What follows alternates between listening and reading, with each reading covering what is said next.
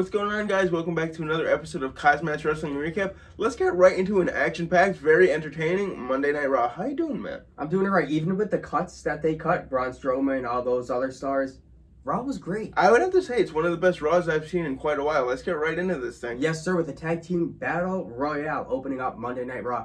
RK Bro, we have The New Day, Viking Raiders, Mason T-Bar, Lince Dorado, with Grand Metalik actually out from injury. Lince Dorado doing it solo.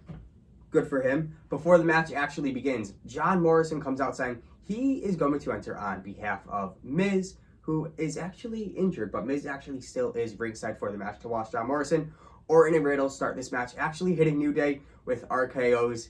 Miz, the goofball that he is, has a squirt gun in his pocket, trying to help Morrison with eliminations. Still does, but didn't come up too handy. The match ends with actually the Viking Raiders standing tall.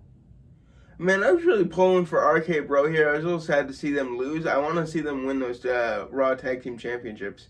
We then see Elias out next talking about the mishap last week with Jackson Ryker. As Jackson Ryker attacks him from behind, starting this match off, Elias knew Ryker meant business after Elias runs away, allowing a count-out victory, leaving Ryker just pissed off in that ring. You know what? I was watching a video the other day saying how the WWE breaks up these tag teams way too soon, but I thought they were a pretty good team, and I'm sad to see WWE breaking up all these good teams. If they break up RK Bro, that will be the straw for me, man. I will be pissed off.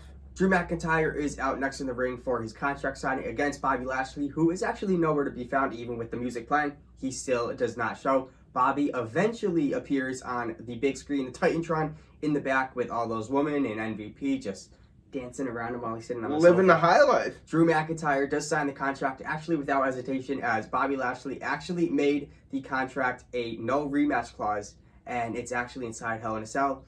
Hey Drew, I guess you got to read the contract. He was a little too pissed off and just wanted to get right to it. We then see Humberto Carrillo take on Ricochet next in a very action-packed, high-flying match. We learned that the winner of this match will face Sheamus for the United States Championship at Hell in a Cell. Well, Carrillo does go for a Spanish fly outside the ring onto Ricochet, as both men cannot make it back into the ring for the ref's 10 count.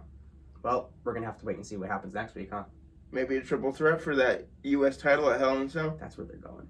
I must say, it was finally good to see something new. Jeff Hardy take on Cedric Alexander next. Yes, finally something new is right. Oh, it just felt so good to see this, with actually Jeff getting a strong, well-fought win over Cedric Alexander with a Swanton Bomb and that Twist of Fate.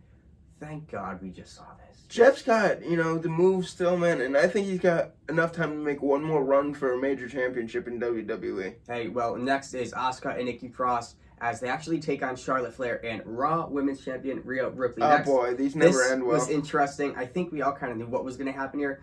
I was happy with the outcome of this match, with Rhea and Charlotte not being on the same page. Of course, Charlotte hits Rhea with a natural selection, allowing Nikki Cross to pin the champion. I think come Hell in a Cell, the Queen will be your new Raw Women's Champion. It's not going to be around here. It's going to be around here. Our next match of the night is Mansoor taking on Drew Gulak. This was great to see, a great battle of reversals until Mansoor reverses a pinfall for a huge win as Riddle takes on Kofi Kingston next. Riddle going for an RKO. Randy ringside actually upset about it, with Kofi reversing it, hitting that Trouble in Paradise for the 3 count.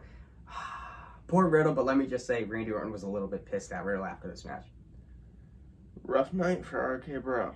We then see Alexa Bliss and Lily in the ring next for another edition of Alexa's Playground, as Shayna Baszler comes down, even being reminded earlier on before the segment by Nia Jax to watch out because Alexa Bliss is not like she was before. Well, soon enough, Shayna Baszler hears enough of it, actually taking Lily. Hey Lily, I'm sorry, because Alexa said you better apologize to Lily, and actually throws her on the ground, stomps on her a few times as Alexa Bliss attacks her, runs out of the ring, lights start to flash.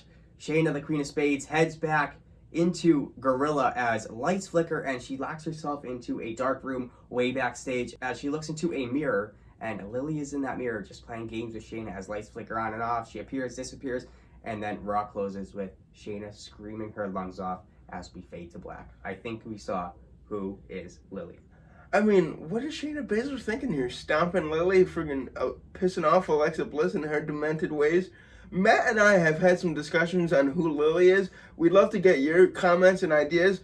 I personally think that it's Liv Morgan. Matt thinks it's Nikki Cross. And a wild card could be Paige. That would be interesting. We'll have So to let wait us and know see. who you think it is. Always like, comment, and subscribe, and we will see you for a SmackDown recap on Friday and a NASCAR recap on Sunday. Peace out. No chance, so that's what you got.